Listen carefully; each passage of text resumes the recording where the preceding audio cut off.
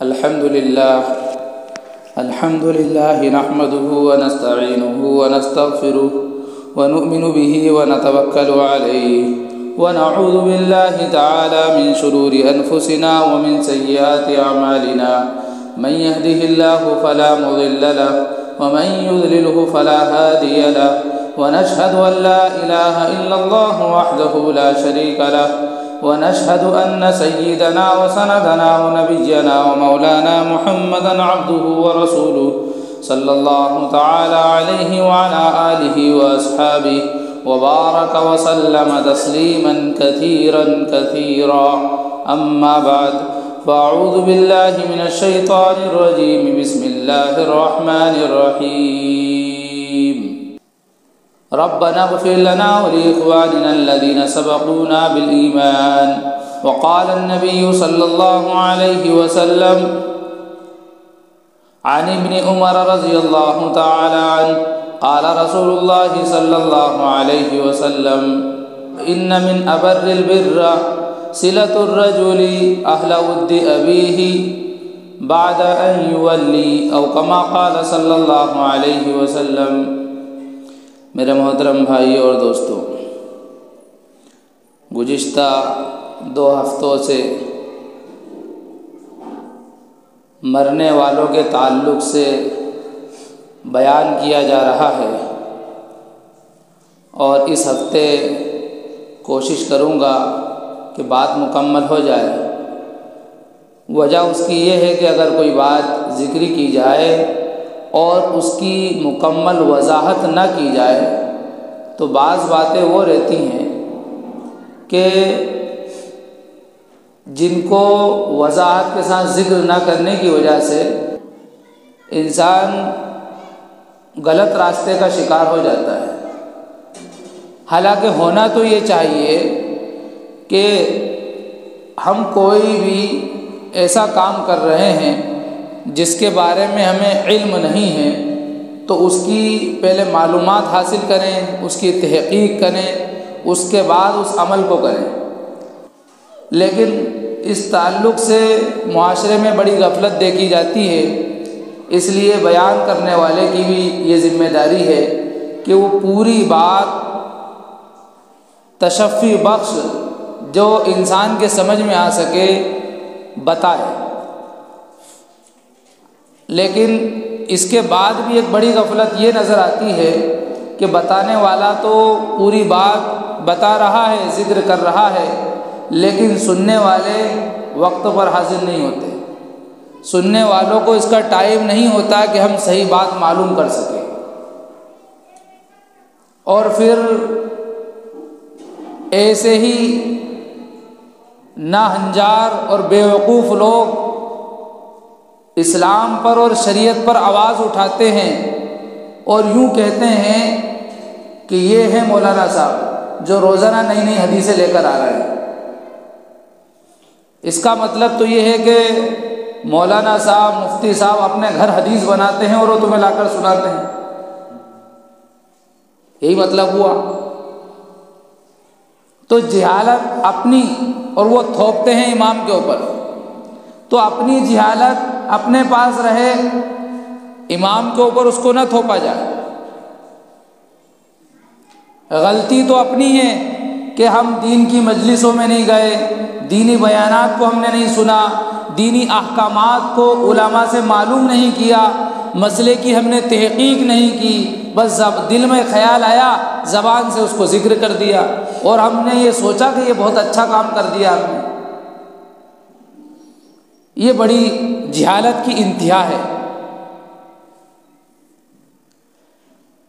بہرحال تو یہ مضمون بڑا طویل ہے اور اس کا حق 1-2 ہفتوں میں ادا نہیں ہو سکتا۔ شریعت کا ہر حکم، ہر معاملہ اپنے اندر ایک شان رکھتا ہے، اس کو بڑی اہمیت رہتی ہے، لیکن کچھ مسائل ایسے ہیں جو تھوڑے وقت میں سمجھائے جا سکتی ہیں، کچھ مسائل ایسے ہیں جس کے لیے بڑا وقت درکار ہوتا ہے، اور معاشرے میں اتنی خرافات ایجاد ہو چکی ہیں، اتنی رسمیں جڑ پکڑ چکی ہیں کہ وہ آسان مسائل بھی اب سمجھانا دشوار معلوم ہوتا ہے۔ اس لیے اس پہلو کو اپنایا جاتا ہے کہ پہلے اللہ کی محبت کو یاد دلایا جائے، اللہ کے احسانات کو یاد دلایا جائے، اور اللہ کے نبی صلی اللہ علیہ وسلم کے احسانات کو یاد دلایا جائے، اور اس کے ایمانی غیرت کو، اس انسان کے اندر کی قلبی کیفیت کو محمدی رنگ دینے کی کوشش کی جائے، اس کے اندر کے ایمانی حالت کو بدلنے کی فکر کی جائے، اور اس کے اندر نبی صلی اللہ علیہ وسلم سے محبت کا جو واسطہ ہے، جو تعلق ہے، اس چنگاری کو جلانے کی کوشش کی جائے، اور اس کے بعد پھر مسئلے کو بتایا جاتا ہے تاکہ یہ سمجھ سکے۔ لیکن میرے بھائیوں، یہ اسی وقت ہو سکتا ہے جب کہ انسان ماننے کے جذبے سے بیٹھے، یہ اسی وقت ہو سکتا ہے جب کہ انسان کو صحیح منزل کی تلاش ہو۔ اگر انسان کو صحیح منزل کی تلاش نہیں ہے تو انسان کے سامنے چاہے جتنے دلائل آپ لا کر رکھ دو وہ نہیں مانے گا، اس لیے کہ اس کا مقصد تو ہے ہی نہیں ماننا۔ اس نے تو پہلے سے یہ اپنا ذہن بنا رکھا ہے کہ مجھے ماننا نہیں ہے۔ اس لیے میں نے اپنے استادوں سے ایک بات سنی جس کو میں بھی کہتا ہوں کہ شریعت میں ہر مسئلے کا حل ہے سوائے ایک مسئلے کے۔ وہ مسئلہ کیا ہے؟ کہ میں نہیں مانتا، یہی مسئلہ ہے، میں نہیں مانتا۔ اس مسئلے کا حل نہیں شریعت میں، باقی ہر مسئلے کا حل ہے۔ جہاں انسان اپنی انا کو داخل کر دے اور اپنی ضد پر آ جائے، اپنی عناد اور سرکشی پر آ جائے، اس کا کوئی حل نہیں ہے۔ باقی ماننے والوں کے لیے تو ہر مسئلے کا حل ہے۔ اور جیسا کہ میں نے ذکر کیا تھا کہ ما آتاکم الرسول فخذوہ وما نہاکم عنہ فانتہوا واتقوا اللہ۔ یہ اللہ کا حکم ہے کہ اللہ کے نبی صلی اللہ علیہ وسلم جس بات کا حکم دیں اس کو مانو، اور جس چیز سے روکیں اس سے رک جاؤ۔ جس بات کا نبی نے حکم نہیں دیا، جس عمل کے بارے میں نبی نے نہیں بتایا، اس عمل کو خود سے کرنا اور اس پر سنت کا یا مستحب ہونے کا لیول لگا کر پیش کرنا، یہ سراسر جو ہے بدعت ہے اور گمراہی ہے۔ اور یہ کہنا کہ ایک بدعت حسنہ ہوتی ہے، ایک بدعت سیئہ ہوتی ہے، آپ نے بھی سنا ہوگا کہ ایک بدعت تو خوبصورت ہوتی ہے، ایک بدعت بدصورت ہوتی ہے۔ بھائی بدعت تو بدعت ہے، خوبصورت اور بدصورت کا کیا تعلق ہے اس سے؟ اور بعض نہ سمجھ لوگ بدعت کس کو کہتے ہیں اس کی بھی تمیز ان کے اندر نہیں ہے۔ ایک ہے دنیاوی چیزیں، مثال کے طور پر نبی اکرم صلی اللہ علیہ وسلم کے زمانے میں اس طرح موٹر سائیکل، کار، ہوائی جہاز اور ٹرینیں وغیرہ نہیں تھیں۔ اونٹوں پر، کھچروں پر سفر کیا کرتے تھے، لیکن اب یہ چیزیں ایجاد ہو گئی ہیں تو ان پر انسان سفر کرے، جائز ہے، کوئی گناہ نہیں ہے۔ لیکن اگر کوئی یوں کہے کہ نہیں ٹرین میں سفر کرنا سنت ہے تو اب یہ غلط ہے، یہ غلط ہے۔ ان چیزوں کو جو ہمارے دور میں ایجاد ہوئی ہے تو یہ جائز ہیں، ان پر عمل کرے انسان، لیکن کہہ دیا کہ نہیں صاحب وہ موٹر سائیکل کا سفر سنت ہے تو اب غلط ہو جائے گا۔ تو یہ جو ساری چیزیں نئی نئی ایجاد ہوئی ہیں ان کو بدعت نہیں کہہ سکتے، اس لیے کہ بدعت کے معنی اگر ڈکشنری میں آپ دیکھیں گے، لغت کے اندر آپ دیکھیں گے تو بدعت کے معنی ہیں نئی چیز، اور یہ ساری نئی چیزیں ہیں۔ نبی کے زمانے کے بعد جو چیزیں وجود میں آئیں وہ سب کیا ہیں؟ بدعت ہیں۔ لیکن یہ دنیاوی چیزوں کو بدعت نہیں کہہ سکتے آپ۔ بدعت اس کو کہیں گے جس کو نبی نے بدعت کہا ہے، اور نبی صلی اللہ علیہ وسلم نے فرما دیا کہ ہر وہ چیز جو دین میں نہیں پیدا کی جائے وہ بدعت ہے، ہر نئی بات دین میں پیدا کرنا یہ بدعت ہے، اور ہر بدعت گمراہی ہے، اور ہر گمراہی کا سبب ہر گمراہی کا نتیجہ جہنم ہے۔ اس لیے آپ کو یوں کہے کہ صاحب وہ نبی کے زمانے میں بریانی نہیں بنتی تھی، بریانی بدعت ہے۔ بدعت کا جو لیول لگے گا وہ بریانی پر اور موٹر سائیکل پر نہیں لگے گا، وہ بدعت کا لیول لگے گا دین میں اگر کوئی نئی بات پیش کر رہا ہے تو یہ بدعت ہے۔ اور بعض لوگوں نے اس کو خوبصورت رنگ دے دیا کہ ایک بدعت ہوتی ہے خوبصورت جس پر عمل کرو، ایک بدعت ہوتی ہے بدصورت جس کو چھوڑ دو۔ ایسا نہیں ہے، بدعت تو بدعت ہے، اس کو ہر حال میں چھوڑنا ہے، اس کو ہر حال میں چھوڑنا ہے۔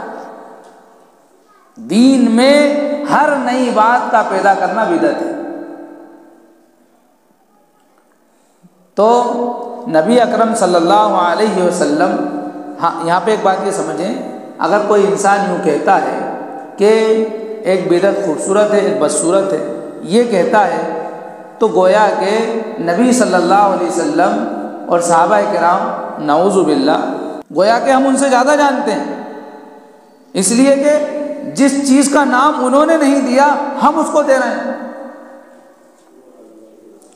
ہم قرآن خوانی کی رسم ایجاد کر کے یہ کہہ رہے ہیں کہ اچھی بدعت ہے، تو مطلب ہم نبی سے زیادہ جانتے ہیں، صحابہ سے زیادہ جانتے ہیں ہم۔ ایسا نہیں ہے۔ اگر یہ لیول اگر لگانا ہوتا تو نبی اکرم صلی اللہ علیہ وسلم نے لگا دیا ہوتا، اگر لگانا ہوتا تو صحابہ کرام جنہوں نے نبی سے دین سیکھا ہے، جن کی تربیت خود نبی اکرم صلی اللہ علیہ وسلم نے فرمائی ہے، صحابہ کرام کی تربیت براہ راست نبی نے کی ہے، اور صحابہ کرام نے قرآن کریم کو نازل ہوتے ہوئے دیکھا ہے، نبی صلی اللہ علیہ وسلم کی عبادتوں کو دیکھا ہے، اور ازواج مطہرات نبی کی 11 بیویاں تھیں، تو باہر کے حالات کو صحابہ کرام خود دیکھ لیا کرتے تھے، اور نبی صلی اللہ علیہ وسلم نے جو اتنی زیادہ شادیاں کی ہیں اس کا اگر دیکھا جائے تو کسی نہ کسی درجے میں اصل مقصد یہی تھا کہ جو اندر کا دین ہے وہ باہر لوگوں کو پتہ چل جائے کہ فیملی زندگی کس طرح گزاری جائے، بیویوں کے ساتھ کس طرح حسن سلوک کیا جائے، اور جو خاندان والے ہیں ان کے ساتھ کس طرح برتاؤ کیا جائے۔ یہ جو گھریلو زندگی ہے جس کا لوگوں کو علم نہیں ہو سکتا، یہ زندگیاں کس طرح لوگوں کے سامنے پہنچ جائیں، مستورات کے مسائل کس طرح لوگوں تک پہنچ جائیں، اس کے لیے نبی صلی اللہ علیہ وسلم نے اتنی زیادہ شادیاں کی۔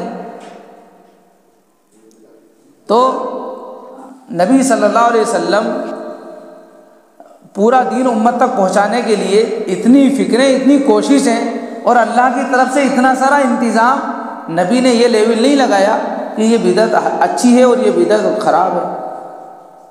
اگر کوئی انسان یوں کہہ رہا ہے کہ موٹر سائیکل پر سفر کرنا سنت ہے تو یہ ناجائز کام کر رہا ہے۔ سفر کرو، جائز ہے، کوئی دقت نہیں، لیکن اس پر شریعت کا لیول نہیں لگا سکتا۔ تو ایسی بہت ساری چیزیں لوگوں نے ایجاد کر رکھی ہیں۔ تو نبی اکرم صلی اللہ علیہ وسلم کے ذریعے اللہ تعالیٰ نے دین اسلام کو مکمل کر دیا، اور یہ فرما دیا الیوم اکملت لکم دینکم واتممت علیکم نعمتی ورضیت لکم الاسلام دینا۔ یہاں پر جو فرمایا الیوم اکملت لکم دینکم، تمہارا دین تمہارے لیے مکمل کر دیا، واتممت علیکم نعمتی، اور اپنی نعمت کو مکمل کر دیا، ورضیت لکم الاسلام دینا، اور میں مذہب اسلام سے جو دین تم کو دیا ہے، جو دین میں نے تم کو دیا ہے اسلام کی شکل میں، اس سے میں راضی بھی ہو گیا۔ جب اللہ دین مکمل کر چکا ہے اور اس دین کو اللہ نے پسند کر لیا ہے اور اس دین کے اوپر اللہ تعالیٰ نے رضا کا پروانہ بھی سنا دیا ہے، اب اپنی طرف سے کوئی چیز بڑھا کر اس کو حسنہ یا سیئہ کے نام سے ذکر کرنا اور ایک نئی چیز کو ایجاد کر دینا دین کے اندر، یہ سراسر دین پر زیادتی ہے، اضافہ ہے۔ اس کا مطلب تو یہی ہوا کہ ہم نبی سے زیادہ جانتے ہیں۔ استغفر اللہ۔ جو نبی نے فرما دیا وہی سچ ہے، جو صحابہ کرام نے عمل کر کے دکھا دیا وہ ہمارے لیے دلیل اور حجت ہے، اور جو قرآن سے اور احادیث سے، اسی طرح اجماع امت سے یا قیاس سے ثابت نہیں ہے وہ ہمارے لیے دلیل اور حجت نہیں ہے۔ اس لیے فرمایا کہ دین میں ہر نئی بات کا پیدا کرنا بدعت ہے، اور ہر بدعت گمراہی ہے، اور گمراہی کا نتیجہ جہنم ہے۔ کل محدثۃ بدعہ وکل بدعۃ ضلالہ وکل ضلالۃ فی النار۔ اس لیے ہر چمکنے والی چیز ہیرا نہیں ہوتی ہے، تو انسان پہلے پہچانے کہ میں جو عمل کر رہا ہوں یہ واقعی اللہ کی مرضی کے مطابق ہے، یہ عمل واقعی رسول اللہ صلی اللہ علیہ وسلم کی منشا کے مطابق ہے، یہ عمل واقعی ایسا ہے جس سے میرے نبی اور میرا اللہ راضی ہو جائے گا۔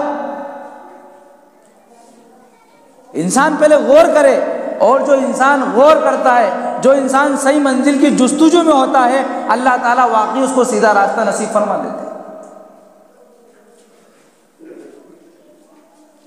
تو بہت ساری رسمیں ایجاد ہونے کی وجہ سے آج مسائل کا سمجھانا دشوار ہو گیا ہے، ورنہ مسائل تو بہت مختصر، لیکن رسموں نے اتنا جکڑ لیا ہے کہ رسم ختم کرنے کی حکمتیں بتاؤ، اس کے بعد اصل مسئلہ بتاؤ۔ یہ شریعت کا مزاج نہیں ہے، یہ مزاج صحابہ کرام کا نہیں تھا کہ لاجک بتاؤ۔ اور میں تو یوں کہتا ہوں، ایک صاحب لکھنؤ میں میرا بیان سننے کے لیے آتے تھے، اس واقعے سے ہو سکتا ہے کہ کچھ آپ کی رہنمائی ہو جائے۔ لکھنؤ میں ایک صاحب میرا بیان سننے آتے تھے ہر جمعے کو، وہ اہل حدیث تھے، اور وہ یوں کہتے تھے کہ صاحب میں نے جب بعد میں ان کو میرے اندر کچھ اچھائی نظر آئی تو انہوں نے کہا مجھ سے کہ میں نے یوں سنا تھا کہ آپ اہل حدیث کو بہت برا بھلا کہتے ہیں، تو میں نے سوچا کہ اب میں ان کے بیانات سنتا ہوں، اس کے بعد کچھ کمی ہوگی تو پھر میں ان کی کلاس لوں گا۔ تو میں نے کہا بہت اچھی بات ہے، کچھ کمی نظر آئی ہو تو بتا دیجیے، کلاس لے لیجیے آپ۔ تو وہ کہنے لگے کہ بس مجھے ایک بات ایسی ملی آپ کے پاس سے کہ میں نے اس پر عمل شروع کر دیا۔ میں نے پوچھا کیا عمل؟ کہا کہ آپ یوں بتاتے ہیں کہ 2 رکعت نماز پڑھو۔ انسان یوں کہتا ہے کہ صاحب امام صاحب یہ بتا رہے ہیں اور فلاں امام صاحب تو بتا ہی نہیں رہے ہیں، یہ والے امام صاحب کیوں بتا رہے ہیں؟ تو ایک بے چینی رہتی ہے اندر کہ کیا کریں، ہم عمل کس پر کریں؟ یہ بتا رہے ہیں اور وہ بتا ہی نہیں رہے ہیں۔ اب میں کسی کی غیبت تو کر نہیں سکتا، میں کیوں کسی کا تذکرہ کروں؟ اگر کسی کو اللہ نے دین سے نوازا ہے، علم دیا ہے اللہ نے، اور وہ نہیں بتا رہا ہے تو یہ خیانت ہے، یہ دین میں خیانت ہے، یہ منافقوں کی پہچان ہے کہ علم ہونے کے بعد نہ بتانا، یہ ایمان والوں کی شان نہیں ہے۔ تو وہ اس کا جواب وہ دیں گے۔ تو میں یہ کہتا ہوں کہ اگر ایسا ڈاؤٹ ہو تمہیں کہ سب کیا کریں، 2 رکعت نماز پڑھو اور اللہ سے مانگو اللہ کیا بات صحیح ہے جس پر ہم عمل کریں۔ تو اہل حدیث تھے، پہلے تو تھے وہ بریلوی سے پھر گئے وہ اہل حدیث میں، اور پھر اہل حدیث سے آئے حنفی مسلک میں، دیوبندی بنے پھر۔ تو کہا کہ یہ بات مجھے اچھی لگی تھی کہ 2 رکعت نماز پڑھ کر اللہ سے مانگیں، اور قرآن کی آیت دلالت کر رہی ہے اس کے اوپر کہ اللہ تعالیٰ ہدایت انہی لوگوں کو دیتا ہے جو اللہ سے ڈرتے ہیں، اللہ سے ڈر رہے ہیں اور صحیح منزل کی تلاش ہے۔ انسان چاہ رہا ہے کہ مجھے صحیح منزل مل جائے، اس لیے کہ میں اللہ سے ڈرتا ہوں کہیں ایسا نہ ہو کہ میری دنیا بھی برباد ہو جائے اور آخرت بھی برباد ہو جائے، اس لیے اللہ سے ڈرتا رہتا ہے اور صحیح منزل کی جستجو میں لگا رہتا ہے۔ تو 2 رکعت نماز پڑھی، ان کو پھر بعد میں بتانے لگے کہ مجھے سمجھ میں آیا کہ صاحب یہ دیوبندی لوگ صحیح۔ تو پھر انہوں نے مسلک دیوبند کو اختیار کیا۔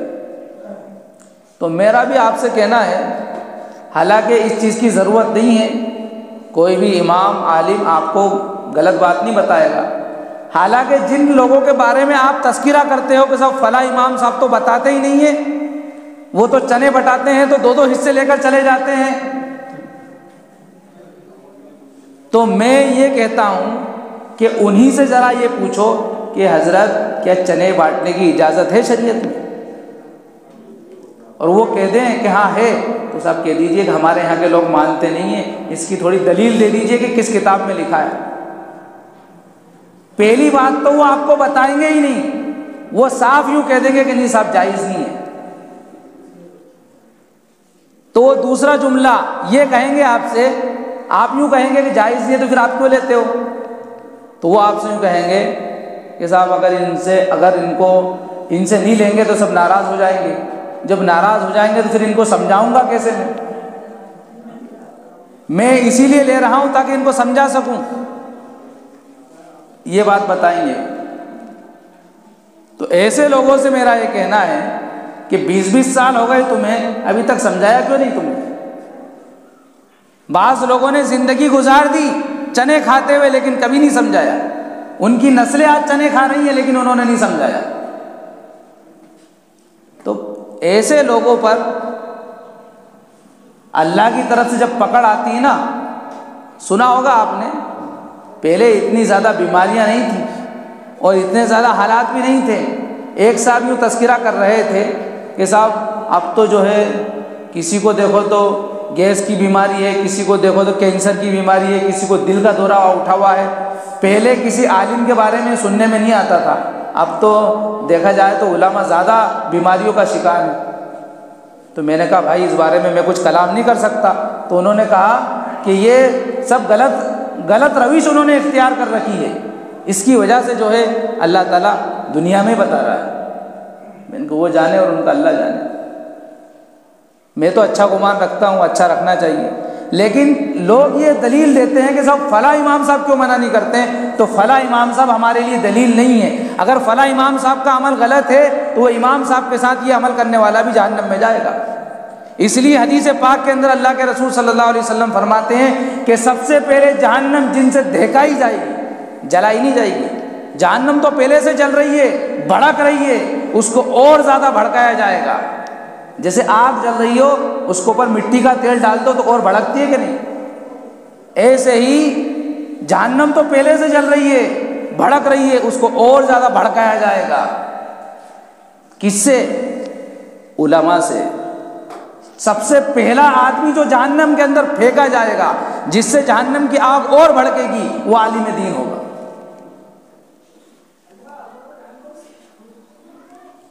تو کوئی مجھے جہنم سے محبت تھوڑی ہے، مجھے جہنم میں تھوڑی جانا کہ میں اپنی آخرت برباد کر کے جو ہے تمہیں ایسا عمل بتا دوں جس سے جہنم ملے۔ اس لیے ہر ایک عالم دین کی فکر یہ ہوتی ہے کہ وہ آپ کو سیدھا راستہ بتائے، اور کوئی نہیں بتا رہا ہے تو ہمارے لیے وہ معیار نہیں ہے، وہ دلیل نہیں ہے ہمارے لیے۔ ہمارے لیے دلیل ہے اللہ کے نبی صلی اللہ علیہ وسلم کی سنت، ہمارے لیے دلیل ہے صحابہ کرام کی زندگی، قرآن حدیث، اس کے علاوہ کوئی ہمارے لیے دلیل نہیں ہے۔ تو اگر کوئی قرآن سے پیش کرے، حدیث سے پیش کرے، نبی کی زندگی سے پیش کرے یا صحابہ کی زندگی سے پیش کرے، لیکن یہ دلائل تو ملیں گے نہیں۔ بعد کے لوگوں نے جو ہے سب ایجاد کر رکھا ہے، اسی پہ انسان کی زندگی چل رہی ہے، اور جن کو اللہ بچا لے تو یہ سمجھ لیجئے کہ یہ ایک بہت بڑی نعمت ہے اللہ کی طرف سے۔ تو انسان کشمکش کا اگر شکار ہے تو 2 رکعت نماز پڑھ کر اللہ سے دعا مانگے، مجھے یقین ہے اللہ کی ذات سے کہ سر صدر نصیب ہو جائے گا اور انسان اس گناہ سے رک جائے گا۔ اس لیے میرے بھائیوں، جہاں زندوں کے نام سے رسمیں ایجاد ہیں، مرحومین کی طرف سے بھی لوگوں نے رسمیں ایجاد کر رکھی ہیں، مرنے والوں کی طرف سے بھی رسمیں ایجاد کر رکھی ہیں۔ آپ نے سنا ہوگا غیبت بڑا سنگین اور مہلک جرم ہے، لیکن اس کی بیماری جب کسی کو لگ جاتی ہے تو زندوں کو تو چھوڑیے، مردوں کو بھی نہیں چھوڑتا انسان۔ کس طرح سے تعریف کرتا ہے؟ شیطان نے بہکا رکھا ہے کہ سب فلاں صاحب تھے، بہت اچھے تھے، دیندار تھے، نمازی تھے، پرہیزگار تھے، تہجد گزار تھے، لیکن وہ ایک کمی تھی ان کے اندر۔ اس طرح سے برائی کرواتا ہے شیطان اس طرح سے برائی کرواتا ہے، اور انسان خوش فہمی میں مبتلا رہتا ہے کہ دیکھو صاحب فلاں کتنے گن گا رہے ہیں، فلاں کی کتنی تعریف کر رہے ہیں۔ ارے جو جا چکے ہیں ان کی تو تذکرہ اگر کرنا ہے تو اچھائی کا تذکرہ کرو، تاکہ ان کی اچھائی پر عمل کیا جائے، برائی کا تذکرہ مت کرو۔ اس لیے تو یہ فرمایا کہ جب جس کو اللہ تعالیٰ نے موت دے دی، اس کی زندگی ختم ہو گئی، اب اس کو غسل کے لیے جو سب سے پہلی ذمہ داری ہے، اس کے وارثین میں سے اقرب ترین وارث جو ہے اس کو غسل دے۔ جو میت کے قریبی رشتہ داروں میں سب سے قریب ہے، باپ ہے تو بیٹا، بیٹا ہے تو باپ، دادا ہے تو بیٹا یا پوتا، قریب ترین رشتہ دار جو ہے غسل دے، تاکہ جو عیب اس کو ظاہر ہوں وہ عیب کسی کو پتہ نہ چلے۔ کہا بدترین انسان ہے وہ جو میت کے عیب کو ظاہر کر دے۔ کیوں؟ اس لیے کہ قریب ترین انسان ہوگا تو اپنے کے عیب چھپائے گا۔ لیکن اس طرف بھی دیکھا جائے تو لوگ یا تو غسل دینا نہیں آتا ہے، آتا ہے تو ڈرتے ہیں۔ ارے ہر ایک کو ایک دن مرنا ہے، موت سے کس کو رشتہ داری ہے؟ آج نہیں تو کل ہماری ہے، سب کو مرنا ہے۔ نبی اکرم صلی اللہ علیہ وسلم کی تعلیم تو یہ ہے کہ لذتوں کو توڑ دینے والی چیز موت کو کثرت سے یاد کرو۔ ایک مرتبہ مسجد میں تشریف لے گئے، دیکھا کہ صحابہ کرام ہنس رہے ہیں کھلکھلا کر، تو فرمایا اگر تمہیں آخرت کا خیال ہوتا، موت کا خیال ہوتا تو میں تمہیں اس طرح کھلکھلا کر ہنستے ہوئے نہیں دیکھتا۔ پھر آپ نے فرمایا لذتوں کو توڑ دینے والی چیز موت کو کثرت سے یاد کرو۔ آج انسان مردے کو غسل دینے میں ڈر رہا ہے۔ نبی کی تعلیم یہ ہے کہ اپنے مردوں کی قبروں پر جایا کرو۔ اگر روزانہ نہیں جا سکتے تو کم سے کم ہفتے میں ایک دن، جمعے کے دن چلے جایا کرو۔ آج سے زیادہ پرانی بات نہیں ہے، تقریباً 10 سال پرانی بات۔ ہم چھوٹے تھے جب تو بہت زیادہ ماحول تھا۔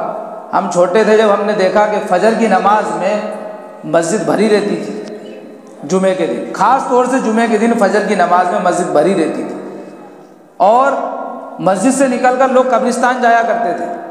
لیکن آج اللہ معاف کرے، قبرستان جانا تو دور کی بات ہے، فجر کی نماز میں نہیں آتے لوگ۔ روزانہ کیا پڑھیں گے، فجر میں بھی، جمعے کے دن بھی نہیں آتے۔ تو نبی کی تعلیم ہے کہ قبرستان جایا کرو، اور اپنے مردوں کو جو کچھ تمہیں یاد ہے پڑھ کر ثواب پہنچایا کرو۔ اس کے ذریعے تمہیں آخرت یاد آئے گی۔ دنیا کی محبت کا جو پردہ پڑ چکا ہے دل پر، وہ دھیرے دھیرے نکل جائے گا، وہ پردہ الگ ہو جائے گا، آخرت کی یاد رہے گی، آخرت کا استحضار رہے گا۔ اس لیے فرمایا کہ دنیا تو اجنبی کا گھر ہے، دنیا میں ایسے رہو جیسے اجنبی رہتا ہے۔ اگر کوئی انسان یہاں سے سفر کر کے بھوپال جائے، اندور جائے، دہلی جائے، تو وہاں پر کس طرح رہے گا؟ اجنبی کی طرح۔ کبھی کس ہوٹل پر کھانا کھا لیا، یا گھر سے جو کھانا باندھ کر لائے تھے، روٹی باسی ہو چکی ہیں، حلق میں نہیں اتر رہی، اسی کو کھا رہا ہے، ٹکڑے کلے ٹکڑے چاپ رہا ہے، سبزی نہیں ہے اچار سے کھا رہا ہے، چٹنی سے کھا رہا ہے، مرچی سے کھا رہا ہے، اس لیے کہ اس کا اصل گھر نہیں ہے، اس کا اصل شہر نہیں ہے، یہ تو اجنبی ہے، مسافر ہے۔ اس کو سفر کر کے جب واپس گردہ کھیڑی آئے گا تو پھر اچھی چیزیں کھائے گا۔ تو دنیا تو مسافروں کا گھر ہے، اجنبیوں کا گھر ہے۔ دنیا میں ایسے رہو جیسے مسافر رہتا ہے، ایسے رہو جیسے اجنبی انسان رہتا ہے، کہ اس کو اپنی منزل کی فکر رہتی ہے، اپنے مکان کی فکر رہتی ہے۔ میرے بھائیوں، میری اور آپ کی منزل آخرت ہے، میرے اور آپ کا گھر قبر ہے۔ قبر کی سب سے پہلی منزل ہے، اگر یہ آسان ہو گئی تو بعد کی منزلیں آسان تر ہوتی چلی جائیں گی، اور قبر میں انسان پھنس گیا تو پھنستا چلا جائے گا۔ جب ہم مانتے ہیں کہ یہ مسافر خانہ ہے تو پھر کیوں ہم اس میں دل لگائے ہوئے ہیں؟ دل تو اس سے لگایا جاتا ہے جو ہمیشہ رہے، جو ہمیشہ نہ رہے اس سے دل کس بات کا لگانا؟ کوئی انسان اس بات کو گوارا نہیں کرتا کہ وہ کسی سفر پر جائے اور اسٹیشن پر بیٹھ جائے کہ ابھی ٹرین کے آنے میں ٹائم ہے، تو وہ پلیٹ فارم پہ بینر لگانا شروع کر دے، جھاڑو لگانا شروع کر دے، اس کی لیپا پوتی شروع کر دے۔ کوئی عقل مند انسان اس کو گوارا کرے گا؟ وہ کہے گا کہ ابھی ٹرین آ جائے گی، میں تو بیٹھ کر ٹرین میں چلا جاؤں گا، اپنے مکان پر اپنے شہر میں اتر جاؤں گا، اپنے گھر پہنچ جاؤں گا، اپنی منزل پر پہنچ جاؤں گا۔ ایسے ہی یہ دنیا جو ہے، یہ زندگی کی ٹرین میں ہم بیٹھے ہوئے ہیں، یہ ہمارا اصل ٹھکانہ نہیں ہے۔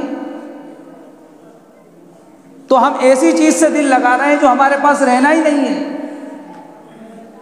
دل اس سے لگایا جاتا ہے جو ہمیشہ رہے۔ یہ دنیا ہمارے پاس ہمیشہ نہیں رہے گی۔ اس لیے کسی شاعر نے کہا ہے کہ دنیا کی رنگ رلیوں پر نہ جا اے دل، یہ خزاں ہیں جو بانداز بہار آئی ہے۔ جب پتے جھڑتے ہیں تو ایسا لگتا ہے جیسے کہ بہار آئی ہے، ہوائیں چل رہی ہیں اور باہر فضا میں بیٹھنے کا دل کرتا ہے، پتے جھڑ رہے ہوتے ہیں، درخت ہل رہے ہوتے ہیں، بڑا سہانا لمحہ انسان کو لگتا ہے، بڑی اچھی فضا ہوتی ہے اس وقت کی، ایسا لگتا ہے جیسے کہ بہار کا موسم آ گیا۔ اگر غور کرو گے تو لگے گا کہ اب تو درخت سے پتے بھی جھڑ رہے ہیں، یہ درخت جو ہے اپنی خوبصورتی کو، اپنی رانائی کو کھو رہے ہیں، یہ سب جو ہے ویران ہو جائیں گے، ان کی چمک دمک سب ختم ہو جائے گی۔ تو وہ ہے خزاں، پتجھڑ کا موسم ہے، لیکن لگ رہا ہے کہ بہار کا موسم۔ اس لیے میرے بھائیو، حقیقت پر اگر غور کریں تو ساری وہ باتیں جو انسان کو ناگوار گزرتی ہیں اچھائی کے ساتھ آشکارا ہو جائیں گی۔ انسان پھر اسی کے لیے جیے گا، اسی کے لیے مرے گا۔ مفتی شفیع عثمانی صاحب رحمۃ اللہ علیہ فرمایا کرتے تھے کہ تیرا جمال ہے، تیرا کمال ہے اور تو ہے، تیرا جمال ہے، تیرا کمال ہے اور تو ہے، مجھے یہ فرصت کاوش کہاں کہ کیا ہوں میں۔ جدھر دیکھو گے اللہ ہی کا جمال نظر آئے گا، جدھر دیکھو گے اللہ ہی کا کمال نظر آئے گا، اور اللہ ہی اللہ نظر آئے گا۔ درختوں میں اللہ، پتوں میں اللہ، خوشبو میں اللہ، پھولوں میں اللہ، انسانوں میں اللہ، اور پانی کے قطرے سے لے کر اتھاہ سمندر تک اللہ ہی اللہ، ہوا کی لہروں میں اللہ، اور دن کے اجالے میں اللہ، رات کی تاریکی میں اللہ، صبح کے تڑکے میں اللہ، رات کے اندھیرے میں اللہ، ہر چیز میں اللہ ہی اللہ نظر آئے گا جب یہ اللہ کی محبت بھری نظروں سے دیکھے گا۔ تو چاروں طرف اللہ ہے، لیکن اگلا جو مصرع ہے فرمایا مجھے یہ فرصت کاوش کہاں، مجھے یہ غور کرنے کی فرصت ہی کہاں ہے کہ میں پہچانوں اپنے آپ کو کہ میں کیا ہوں۔ میں پہچانوں تو صحیح کہ میں کیا ہوں۔ میں اللہ کا بندہ ہوں جس کی ابتدا بالکل گندگی سے ہے۔ وہ گندگی جو کپڑوں پر لگ جائے تو انسان کپڑے بدل لیتا ہے، چار لوگوں میں بیٹھنا اس کو گوارا نہیں ہوتا ہے، یہاں تک کہ کپڑے بھی دھو لیتا ہے، نہا بھی لیتا ہے، اور اس چیز کا کسی سے تذکرہ بھی نہیں کرتا ہے۔ اس لیے قرآن میں فرمایا هل اتى على الانسان حين من الدهر لم يكن شيئا مذكورا، ایسی چیز تھا جس کا ذکر کرنا انسان پسند نہیں کرتا تھا، لیکن اسی نا ذکر کی جانے والی چیز کو ہم نے انا خلقنا الانسان من نطفۃ امشاج نبتلی فجعلناہ سمیعا بصیرا، اسی نا ذکر کی جانے والی چیز کو ہم نے جو ہے گوشت کا لوتھڑا بنایا، اور پھر ایک انسان کی شکل میں اس کو آخری مرحلے میں ڈھال دیا، پھر ہم نے اس کو بولنے کی، سننے کی، دیکھنے کی صلاحیتیں عطا فرمائی۔ جگہ جگہ اللہ تعالیٰ نے قرآن کریم میں اس کو ذکر فرمایا کہ ماؤں کے پیٹ کے اندر تمہاری کوئی حیثیت نہیں تھی، جب تم آئے تھے دنیا میں تو گندگی میں لپٹے ہوئے تھے، آج اللہ تعالیٰ نے خوبصورتی اور رانائی سے اور حسن و جمال سے تمہیں آراستہ کر دیا۔ اور ایک غافل انسان آج بھی تو اللہ کی ان نعمتوں کو بھول رہا ہے، اللہ کے ان احسانات کو بھول رہا ہے۔ اگر باپ آپ کے لیے قربانی دے، باپ کے احسانات بچہ یاد کرتا ہے، روتا ہے، ماں احسان کرے، ماں کے احسانوں کو یاد کر کر کے بچہ روتا ہے، ذرا غور تو کرو اللہ کے کتنے احسانات ہیں جن پر ہمارا دھیان نہیں جاتا، جن پر ہماری توجہ نہیں جاتی، کہ گندگی سے اٹھا کر اللہ تعالیٰ نے جو ہے اوج ثریا پر پہنچا دیا۔ آج انسان نے اتنی ترقی کی کہ چاند پر پہنچ گیا، ستاروں پر کمندیں ڈال دی، آسمانوں کی سیر کر رہا ہے، لیکن آسمانوں کی سیر کرنے میں، زمین کی سیاحت کرنے میں اور ان ساری نعمتوں سے فائدہ اٹھانے میں کبھی اللہ کی طرف دھیان نہیں جاتا۔ تو فرمایا وَقَانَ الْإِنسَانُ كَفُورًا، بڑا ہی ناشکرا ہے یہ انسان۔ اس لیے میرے بھائیو، دنیا کی زندگی چند روزہ زندگی ہے، رسم و رواج سے بالا تر ہو کر اللہ کے لیے جینے والے بنو، رسم و رواج کی بندش کو توڑ کر نبی کے لیے جینے والے بنو، صحابہ کی طرز زندگی پر اپنی زندگی گزارنے والے بنو۔ یہ زندگی کا قیمتی سرمایہ ہے، اگر یہ سرمایہ نہیں ہے اور لاکھوں کی تجوریاں بھری ہوئی ہیں، کروڑوں کا مال اور جائیداد تمہارے پاس ہے، سب یہیں چھوڑ کر جانا ہے۔ اس لیے ایک حدیث پاک کے اندر اللہ کے نبی صلی اللہ علیہ وسلم فرماتے ہیں کہ یہ انسان بھی بڑا کم علم ہے، بڑا ہی نادان ہے یہ انسان کہ اپنے مال سے زیادہ اپنے وارثوں کے مال سے محبت کرتا ہے، اپنے مال سے زیادہ اپنے وارثوں کے مال سے محبت کرتا ہے۔ پوچھا صحابہ اکرام نے، یا رسول اللہ، بھلا ایسا انسان بھی کوئی ہوگا جو اپنے مال سے زیادہ اپنے وارثوں کے مال سے محبت کرے؟ کہا ہاں۔ پوچھا کون ہے وہ شخص؟ تو فرمایا نبی اکرم صلی اللہ علیہ وسلم نے کہ جو انسان نے کھا لیا وہ اس کا ہے کہ اس نے فائدہ اٹھا لیا، جو اللہ کے راستے میں دے دیا وہ اس سے بھی فائدہ اٹھا لیا کہ مرنے کے بعد اس کو مل جائے گا، جو اس کے پاس ہے یہ اس کا تھوڑی ہے، یہ تو اس کے وارثوں کا ہے، تو یہ اس کے وارثوں کے مال سے ہی تو محبت کر رہا ہے، یہ اس کا تھوڑی ہے، یہ مر جائے گا تو اس کے وارث اس سے فائدہ اٹھائیں گے، 2 دن رو لیں گے اور پھر بھول جائیں گے، قبر کے گڑھے میں اتار آئیں گے، پھر کوئی ماں کسی کے حال کو پوچھنے والا نہیں ہوگا، 2 دن قرآن خوانی کرا دیں گے، پھر وہی سال بھر بعد ملیں گے۔ رسم و رواج کی بندشوں نے زندوں کو تو درکنار، مردوں کو بھی نہیں بخشا۔ حالانکہ عالم یہ تھا کہ جب کسی کا انتقال ہوتا تھا تو گھر کی مستورات، بچے، بوڑھے سب قرآن لے کر بیٹھ جاتے تھے، تلاوتیں کیا کرتے تھے۔ لیکن آج کا المیہ یہ ہے کہ رشتہ داروں میں تو بہت کم ایسے لوگ ہوں گے جن کو فکر ہوتی ہے کہ ہم جو ہے قرآن پڑھ کے ثواب پہنچائیں، وہ دوسروں کی طرف اس امید کی نظر اٹھا کر دیکھتے ہیں کہ یہ پڑھیں گے اور ثواب پہنچائیں گے، اور بیٹوں کا اور گھر کے اکثر قریبی رشتہ داروں کا یہ حال ہوتا ہے۔ حالانکہ دوسروں کا بھی یہی حال ہے، لیکن مجھے تو قریب ترین لوگوں کی بات کرنا ہے، اور اس میں سبھی آ جاتے ہیں۔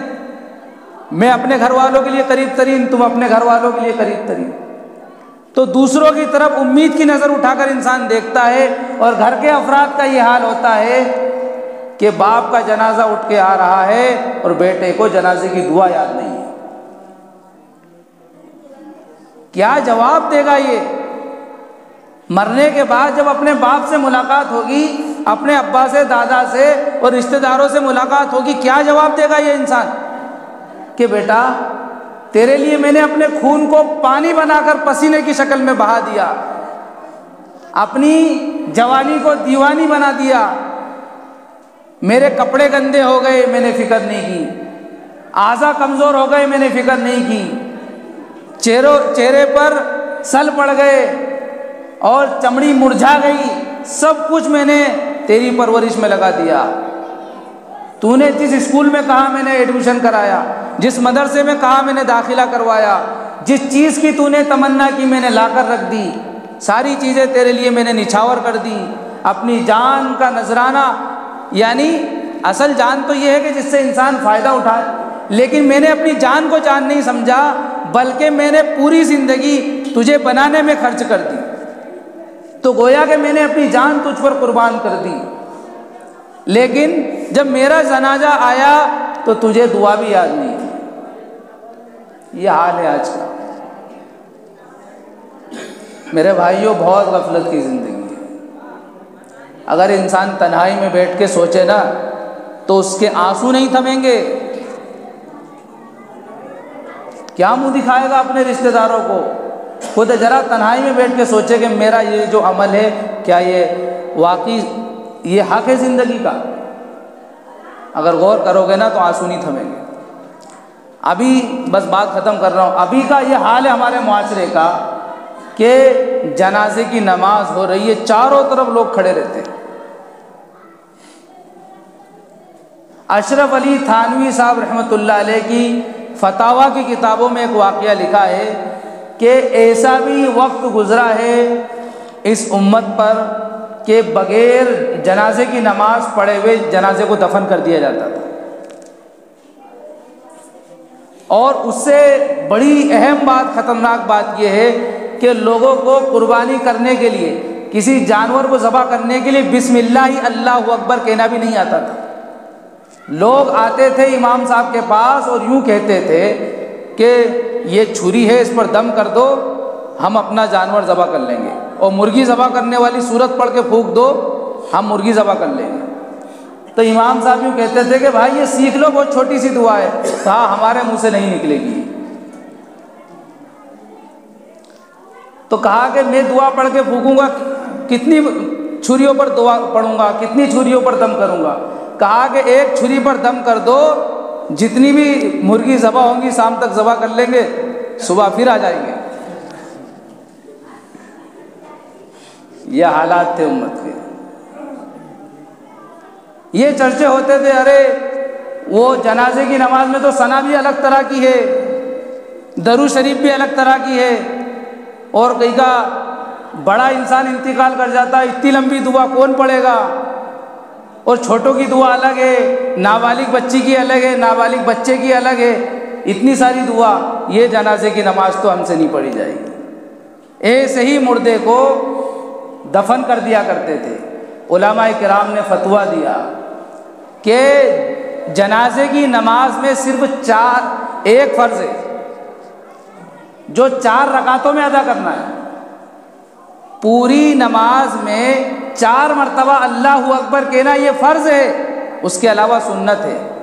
اگر کسی کو کوئی دعا نہیں آتی ہے تو 4 مرتبہ اللہ اکبر کہہ لے اور سلام پھیر دے، جنازے کی نماز ہو جائے گی۔ اب پھر کیوں انسان کھڑا رہتا ہے؟ کہ اتنا موٹا مسئلہ نہیں پتا ہے کیا؟ مسلمان اللہ اکبر کہنا بھی نہیں آتا؟ آج کے مسلمان کو اللہ اکبر کہنا بھی نہیں آتا کیا؟ ہر رکعت میں 1 مرتبہ اللہ اکبر کہنا یہ فرض ہے، باقی دعائیں پڑھنا، درود شریف پڑھنا، ثنا پڑھنا، یہ سب سنت ہے۔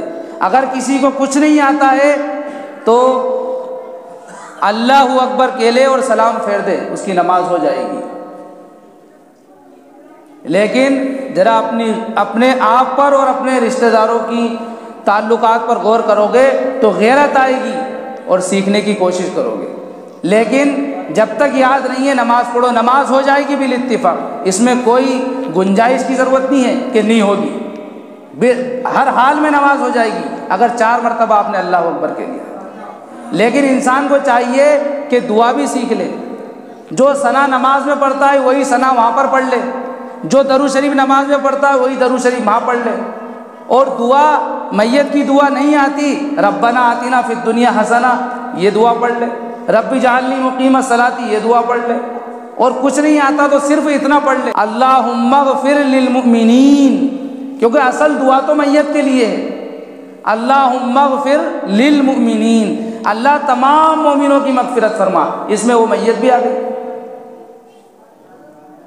اور 4تھی مرتبہ اللہ اکبر کہہ کے سلام پھیر دے۔ کتنی آسان ہے جنازے کی نماز۔ تو یہ جو کھڑے رہنا ہے نا، کسی بھی صورت میں اس کو جائز قرار نہیں دیا جا سکتا۔ 500 کلومیٹر سفر کر کے آ گئے ہیں، اب جنازے کی نماز ہو رہی ہے، کھڑے ہوئے تماشا دیکھ رہے ہیں۔ سوال ہوگا اس کا قیامت کے دن۔ اس لیے ضروری ہے کہ ہم نماز پڑھیں۔ پڑھو گے انشاءاللہ؟ آسان ہے، اب تو مشکل نہیں ہے۔ پہلے پتہ نہیں ہوگا آپ کو، اب پتہ چل گیا۔ اگر کچھ بھی یاد نہیں ہے 4 تکبیریں کہہ لو لیکن نماز پڑھو۔ اللہ تعالیٰ مجھے آپ کو عمل کی توفیق عطا فرمائے، آمین۔ وآخر دعوانا الحمدللہ۔